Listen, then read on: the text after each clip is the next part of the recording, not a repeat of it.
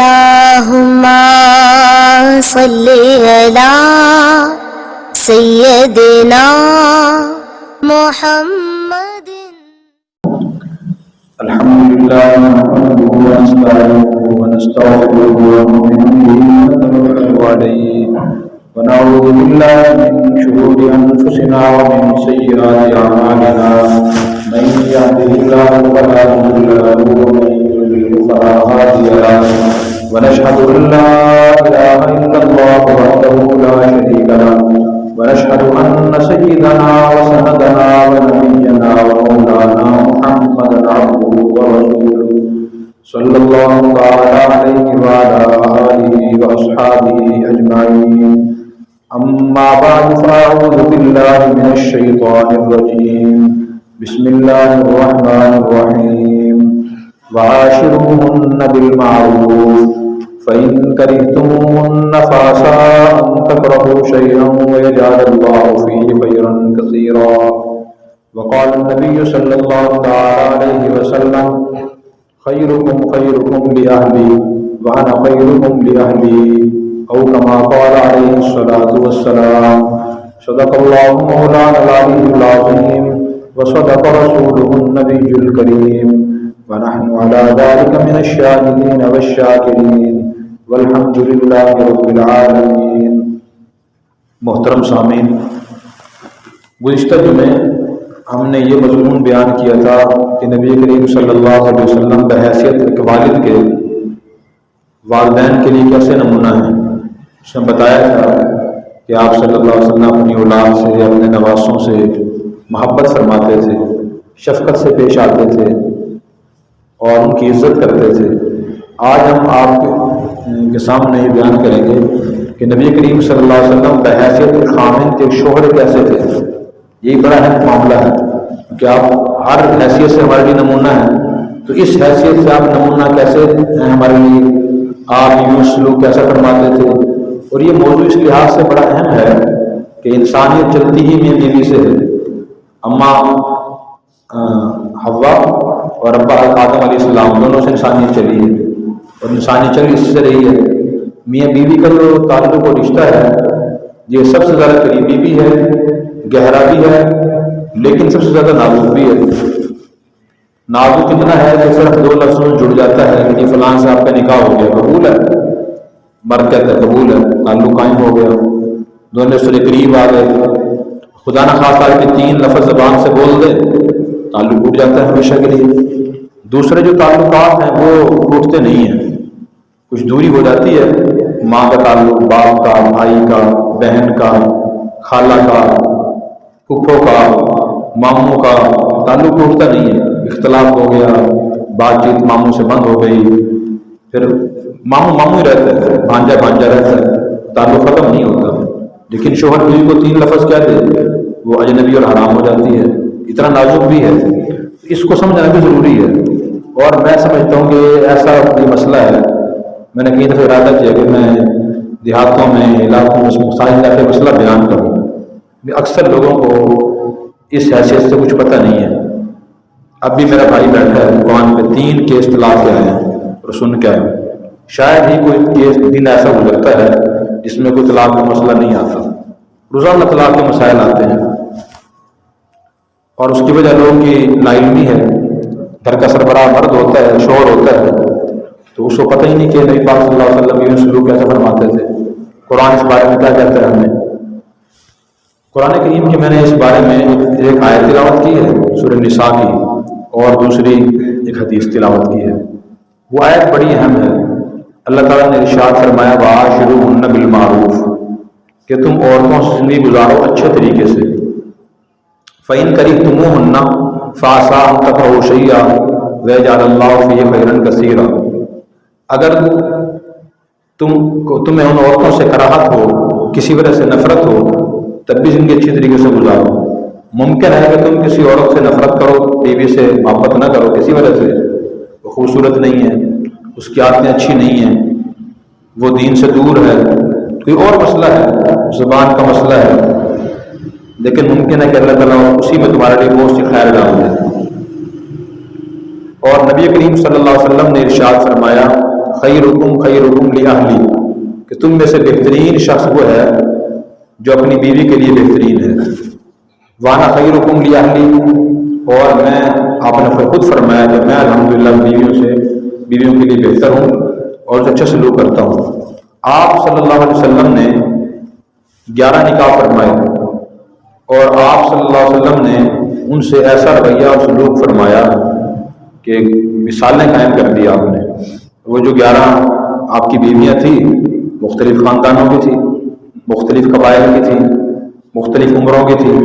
عائشہ رضی اللہ عنہا کے علاوہ باقی جو اتنی بھی آپ کے ازواج مطہرات تھیں وہ مطلقہ تھیں یا بیوہ تھیں، یعنی پہلا شوہر فوت ہو گیا تھا پھر آپ کے نکاح میں آئیں، یا آپ صلی اللہ علیہ وسلم سے پہلے کی دوسرے نکاح سے طلاق دے دی تھی.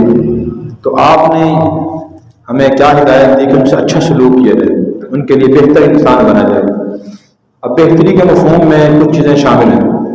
نمبر 1 پہلی چیز تو یہ ہے کہ انسان خود اپنے اخلاق اچھا کرنے کی کوشش کرے، نرمی سے بات کرے. بہت سے لوگ اس کا پتہ ہی نہیں، وہ یہ سمجھتے ہیں کہ شاید سختی سے بات کرنا، بڑے سخت باتیں کرنا یہ بہادری ہے.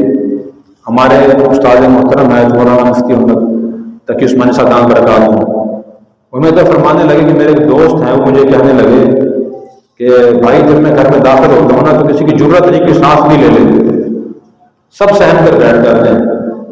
اپنی وہ بڑائی اور بہادری بیان کر رہے تھے کہ گھر میں اتنا میرا لوگ ہے جب میں داخل ہوتا ہوں بیٹا بیٹی بیوی کسی کو ضرورت نہیں ہوتی کوئی سانس بھی لے لیتے، سب خاموشی سے بیٹھ جاتے ہیں.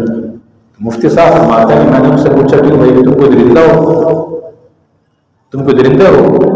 کسی سانپ کو، شیر کو، چیتے کو، خونخوار درندے کو، کسی قتل کرنے والے کو لوگ دیکھ کے سہم جاتے ہیں. انسانوں سے تو لوگ نہیں سہمتے. انسان کا معنی انس والا ہے، محبت والا ہے، وہ لوگوں سے انس کرتا ہے، محبت کرتا ہے، میٹھی باتیں کرتا ہے. نبی کریم صلی اللہ علیہ وسلم نے خود فرمایا مومن مرلف، مومن کو محبت کا مرکز ہونا چاہیے. لا خیر فی من لا یعلف ولا یعلف، کہ اس شخص میں کوئی خیر نہیں کتنا ہی وہ نیک ہو. حضور فرما رہے ہیں لا خیر، اس میں کوئی خیر نہیں فی من لا یعلف، جو لوگوں سے محبت نہیں کرتا، ان سے مانوس نہیں ہوتا، ولا یعلف، اور اس سے بھی محبت نہیں کرتا، سب سے کٹ کے رہتا ہے، جلی کٹی باتیں سناتا ہے ہر ایک کو، بیوی کو، بچوں کو، لڑائی جھگڑے کرتا رہتا ہے، معمولی باتوں میں طوفان کھڑے کر دیتا ہے، رائی کا پہاڑ بنا لیتا ہے. فرمایا اس میں کوئی خیر نہیں ہے. تو ایک تو اچھائی یہ ہے کہ انسان اپنا مزاج نرم رکھے. نبی کریم صلی اللہ علیہ وسلم کا نرم مزاج تھا، اس میں مٹھاس تھی، محبت تھی. اور پھر آپ بیویوں سے محبت کے اظہار ہی فرماتے تھے. حضرت عمر بن العاص رضی اللہ عنہ فرماتے ہیں کہ مجھے حضور صلی اللہ علیہ وسلم نے ایک جہاد کے لیے بھیجا کہ تم جاؤ فلاں علاقے میں جہاد کرو. تو میں نے حضور سے پوچھا کہ من احب الناس الیک یا رسول اللہ، یا رسول اللہ آپ کو سب سے زیادہ محبت کس سے ہے؟ تو آپ نے فرمایا کہ من عائشہ، عائشہ سے. آپ کی بیوی تھی. عرب کے ماحول میں بیوی سے محبت کے اظہار کو لوگ برا سمجھتے تھے، حالانکہ محبت اس سے ہونی چاہیے اور انسان کو ہوتی بھی ہے محبت. غیر اور محبت نہیں ہونی چاہیے، تعلق بھی نہیں ہونا چاہیے. تو فرمایا کہ عائشہ سے محبت ہے. پھر انہوں نے پوچھا کہ ان کے بعد کس سے ہے؟ پھر فرمایا کہ عائشہ کے والد سے ہے، حضرت ابوبکر صدیق رضی اللہ عنہ سے. پھر پوچھا کہ اس کے بعد کس سے زیادہ محبت ہے؟ فرمایا کہ من عمر الخطاب، حضرت عمر رضی اللہ عنہ سے ہے. پھر پوچھتے رہے اور کس سے ہے اور کس سے ہے. تو آپ سب کا نام لیتے رہے کہ مجھے فلاں سے محبت ہے، فلاں سے ہے، فلاں سے ہے. تو کئی لوگوں کے آپ نے نام لیے، تو آپ سب سے پہلے بیوی کا نام لیے، مجھے بیوی سے محبت ہے. اسی طرح دوسری اچھائی اور خیر خواہی بیوی سے اور حق یہ ہے کہ انسان بیوی کے حقوق کو ادا کرے. اللہ تعالیٰ نے اپنے حقوق بھی رکھے انسان کے ذمہ، بندوں کے حقوق بھی رکھے ہیں، لیکن جو بندوں کے حقوق ہیں ان کی اہمیت زیادہ ہے دین میں. اور آپ صلی اللہ علیہ وسلم نے بھی اس کو بہت زیادہ زور دے کر بیان فرمایا کہ بندوں کے حقوق کو انسان زیادہ ادا کرنے کی کوشش کرے. شادی سے پہلے کسی عورت کا خرچہ اس کے والد کے ذمہ ہوتا ہے، شادی کے بعد اتنے سے اخراجات ہیں وہ سارے اس کے شوہر کے ذمہ ہوتے ہیں.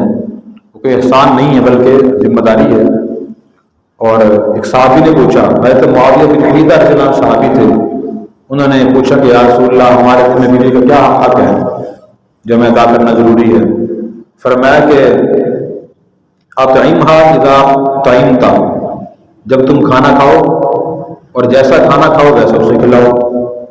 پھر فرمایا کہ جو لباس جیسا لباس تم خود پہنتے ہو ویسا لباس انہیں پہناؤ۔ اور پھر آپ نے فرمایا کہ جہاں تم رہتے ہو وہیں انہیں ٹھہراؤ۔ یہ 3 بنیادی حقوق ہیں، کھانا، رہائش اور لباس کا انتظام کرنا۔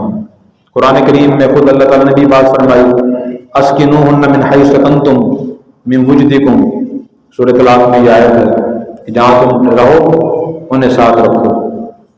البتہ اس بارے میں پھر اللہ تعالیٰ نے ایک اور اہم ہدایت دی ہے، لینفق ذو سعۃ من سعتہ ومن قدر علیہ رزقہ فلینفق مما آتاہ اللہ، کہ ہر شخص اپنی حیثیت اور گنجائش کے مطابق گھر میں خرچ کرے۔ نہ تو خرچ کرنے میں بہت بخل ہونا چاہیے کہ انسان گھر والوں کو اچھا کھانا نہ کھلائے، مناسب لباس نہ دے، بیمار کو دوائی نہ دلوائے، اتنی پیسے خرچ ہو جائیں گے۔ اور نہ اسے فضول خرچی ہونی چاہیے، گنجائش کم ہو، رات بڑھ چڑھ قرض لے کر خرچے کرے۔ یہ دونوں باتیں اعتدال کے خلاف ہیں، افراط تفریط ہیں، اور نبی پاک صلی اللہ علیہ وسلم نے ان سے منع فرمایا۔ اور تیسرا حق یہ ہے کہ انسان گھر والوں کو وقت دے، اور اس بارے میں بھی ہم سے بڑی کوتاہی ہوتی ہے۔ صبح سے انسان گھر سے نکلتا ہے، رات کو جب آتا ہے تو بچے گھر والے آرام کر رہے ہوتے ہیں، اور سال سال گزر جاتے ہیں ایسے ہی، وقت نہیں بچتا بھی ہے۔ چھٹی کے دن تو انسان دوستوں میں نکل جاتا ہے، چلیں جی فلاں دوست کے پاس چلتے ہیں، گپ شپ لگائیں گے، چائے پئیں گے بیٹھ کر، فلاں کے پاس چلتے ہیں۔ گھر والوں کو وقت نہیں دیتا، جس کا نقصان یہ ہوتا ہے کہ 20 سال کے بعد جب اولاد جوان ہوتی ہے، ان کے خیالات بیوی کے خیالات اور ہوتے ہیں اور والد کے شوہر کے خیالات اور ہوتے ہیں، ان میں تضاد ہوتا ہے۔ ایک کا رخ مشرق کی طرف ہوتا ہے، دوسرا مغرب کی طرف ہوتا ہے، اور پھر جن کے لیے انسان ساری زندگی کماتا ہے اور کوشش کرتا ہے وہ اس کے مخالف خیالات اپنائے ہوتے ہیں، ان کا قدم اس سے مختلف ہوتا ہے۔ تو گھر والوں کو وقت دینا یہ بھی نبی پاک صلی اللہ علیہ وسلم کی سنت ہے۔ ہم نے چند سنتیں یاد کر رکھی ہیں، داڑھی، ٹوپی، پگڑی، نماز سے پہلے کی سنتیں، تسبیح کرنے کی، اشراق پڑھنے کی سنت، ٹوپی رکھنے کی سنت، کھانا دائیں ہاتھ سے، یہ بھی سنتیں ہیں۔ ان سے بڑی سنتیں یہ ہیں جو عملی سنتیں ہیں، جن کا تعلق بندوں کے حقوق سے ہے۔ حدیث میں آتا ہے کہ آپ صلی اللہ علیہ وسلم روزانہ جب مدینہ میں ہوتے تھے تو عصر کی نماز سے مغرب کی نماز تک کا جو آپ کا معمول تھا وہ یہ تھا کہ آپ سب گھر والی بیویوں کے پاس جایا کرتے تھے۔ ہر بیوی کو لگا مکان بنا کے رکھ دیا ہوا تھا تو ہر ایک کے پاس آپ جاتے تھے اور ان سے پوچھتے تھے کہ ضرورت تو نہیں کس چیز کی، پریشانی تو نہیں ہے، کوئی تنگی تو نہیں ہے۔ یہ اب کا نیا معمول تھا، اور آپ صلی اللہ علیہ وسلم کے کا نظم الاوقات تھا۔ ایسا نہیں تھا کہ آپ بھی بیٹھے گھنٹہ 2 گھنٹے کبھی تلاوت کر لی، کبھی 3 گھنٹے گپ شپ لگا لیا آپ نے، کبھی 1 گھنٹہ بازار میں بیٹھ گئے، ایسا نہیں تھا۔ آپ کی ساری زندگی کے معمولات طے تھے، ان کے مطابق آپ کام فرمایا کرتے تھے۔ تو عصر سے مغرب تک کا وقت یہ تھا اس بیویوں کے لیے، ہر ایک کے پاس جاتے تھے، خیریت دریافت کرتے تھے۔ اس زمانے میں کنویں تھے، نلکے اور موٹریں تو نہیں تھی۔ اصحاب صفہ جو آپ صلی اللہ علیہ وسلم کے پاس صحابہ کرام پڑھتے تھے، صفہ چبوترے کا نام تھا، مسجد نبی میں تھا۔ کچھ صحابہ کرام گھر بار سب کچھ چھوڑ کے وہاں رہتے تھے اور دن رات حضور سے علم حاصل کرتے تھے، درسگاہ نبوی کے طالب علم تھے۔ تو ان کی آپ نے ڈیوٹیاں لگائی ہوئی تھی کہ جی آپ نے فلاں گھر میں جنگل سے لکڑی کاٹ کے پہنچانی ہے، اور آپ نے فلاں گھر میں گھڑے بھر کے پانی پہنچانا ہے صبح و شام۔ آپ نے یہ کام بھی کیا ہوا تھا، یہ نہیں کہ آپ صرف عبادت کرتے تھے، خبر ہی نہیں تھی آپ کو۔ تو یہ سب باتیں حدیث میں لکھی ہوئی ہیں۔ دوسری ذمہ داری ہے کہ انسان حقوق کو اچھے طریقے سے اور اچھے طریقے سے انجام دے۔ اور تیسری ذمہ داری یہ ہے کہ آدمی کسی غلطی کوتاہی کی وجہ سے متنفر نہ ہو۔ نبی پاک صلی اللہ علیہ وسلم نے ارشاد فرمایا کہ لا یفرق مؤمن مؤمنۃ، کہ کوئی مومن مرد اپنی بیوی سے نفرت نہ کرے۔ ان کریہ منہا خلقا رضی منہا آخر، اگر اسے بیوی کی ایک بات بری محسوس ہوگی، اس میں کوئی اچھی بات بھی ہوگی، انسانوں بھی دیکھے، اکثر ہمارے جو دل میں نفرت پیدا ہوتی ہے بھائی سے، والد سے، والدہ سے، بیوی سے، دوست سے، رشتہ دار سے، اس کا بنیادی نقطہ یہ ہے کہ ہم ایک کمزوری دیکھتے ہیں کہ اس میں یہ کمزوری کیوں ہے، اس میں یہ خامی کیوں ہے، باقی اگر 100 خوبیاں ہوں وہ ہم نظر انداز کر دیتے ہیں۔ اور شیطان کے بھی ہم طریقہ واردات یہی ہے کہ وہ خامی دکھاتا ہے، جبکہ معقول بات یہ ہے کہ دنیا میں کوئی آدمی ایسا نہیں، کتنا ہی بڑا غیر مسلم ہو، کافر ہو، اللہ کا نافرمان ہو، جس میں کوئی اچھائی نہ ہو۔ ہر بندے میں اچھائی ہوتی ہے، ہر انسان میں خوبی بھی ہوتی ہے۔ تو حضور صلی اللہ علیہ وسلم نے نفرت ختم کرنے کا طریقہ یہ بتایا کہ انسان بیوی کی خوبی کو بھی دیکھے، اچھائی کو بھی دیکھے۔ اب وہ اچھائی کیا ہے؟ بہت سی اچھائیاں ہیں۔ عورتیں گھر میں کام کرتی ہیں، بڑی خوبی ہے۔ انسان کا دھوبی اس کی بیوی ہوتی ہے، ڈھولکی اس کی بیوی ہوتی ہے، گھر کو سنبھالنے والی بیوی ہوتی ہے، اور اسی طرح بچوں کو سنبھالنے والی بیوی ہوتی ہے۔ اور ان سب سے بڑا ایک عورت کا شوہر پر احسان یہ ہوتا ہے کہ عورت اپنا سب کچھ چھوڑ کر شوہر کے پاس آ جاتی ہے نکاح ہونے کے بعد۔ اگر شوہر سے یہ کہا جاتا کہ جی آپ نے بیوی آپ کی ضرورت ہے، آپ بیوی کی ضرورت ہے، دونوں ضرورت ہے نا جی، تو آپ اپنا مقام چھوڑ کے، اپنا گھر چھوڑ کے، علاقہ چھوڑ کے بیوی کے پاس جا کے رہیں، کتنا مشکل ہو جاتا ہے انسان کے لیے۔ لیکن عورت کو کہا گیا کہ وہ چھوڑ کر مرد کے پاس آئے۔ تو سب رشتہ داروں کو اپنے گھر بار کو چھوڑ کے آنا یہ بہت بڑی قربانی ہے۔ اس لیے یہ میں نے تھوڑا سا موضوع بیان کیا، وقت پورا ہو گیا، آئندہ ہم بھی موضوع بیان کریں گے، اور اس موضوع کو بھی ڈسکس کرنا، تذکرہ کرنا بہت ضروری ہے۔ اور جیسے میں نے پہلے عرض کیا کہ روزانہ ہمارے پاس طلاق کے مسائل آتے ہیں، تو جو بیٹیوں کے والدین ہیں خاص طور پر، ان کی بھی ذمہ داری ہے کہ جہاں وہ دماغ میں اور چیزیں دیکھتے ہیں، ہمارا متوقع دماغ کی مالی حیثیت اچھی ہونی چاہیے باقی، اور تعلیم بھی ہونی چاہیے، وہ بھی ہونی چاہیے، اس کے ساتھ اخلاقیات بھی دیکھیں۔ جو والدین اپنے داماد میں اخلاقیات نہیں دیکھتے اور بغیر اخلاقیات دیکھے لڑکی کو اس کے حوالے کر دیتے ہیں، بہت بڑا ظلم کرتے ہیں یہ، اور یہ ایسا ظلم ہے جو لڑکی زندگی بھر برداشت کرتی رہتی ہے۔ نبی پاک صلی اللہ علیہ وسلم نے ہدایت یہ فرمایا کہ اذا خطب الیکم ممن ترضون دینہ وخلقہ فزوجوہ، یہ حدیث ہے۔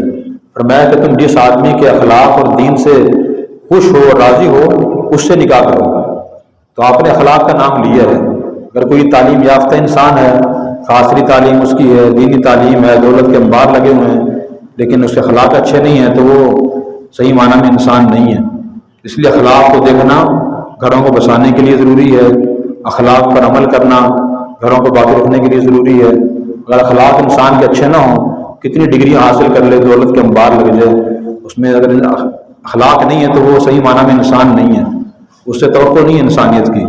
اس لیے ہم ایک تو بیویوں سے اچھا سلوک کریں، اور نمبر 2 ان باتوں کو بھی گھروں میں عام کرنے کی کوشش کریں۔ علماء کرام الحمدللہ یہ معاشرے کے محسن ہیں۔ کوئی ڈاکٹر آپ کو یہ نہیں بتایا کہ بیوی کے حقوق کیا ہیں، پروفیسر کوئی انجینئر نہیں بتائے گا آپ کو، یہ الحمدللہ علماء بتاتے ہیں، اور ان سے بڑے محسن نبی پاک صلی اللہ علیہ وسلم ہیں جنہوں نے یہ ساری تعلیمات ہمیں دی ہیں۔ تو اس کا تقاضا یہ ہے کہ ہم ان کو پڑھیں اور سمجھیں، اس کے مطابق عمل کرنے کی کوشش کریں۔ اللہ تبارک و تعالیٰ مجھے اور آپ کو ان باتوں پر اخلاص سے نیت عمل کرنے کی توفیق عطا فرمائے۔ وآخر دعوانا الحمدللہ رب العالمین۔ Subscribe now and press the bell icon. Never miss an update.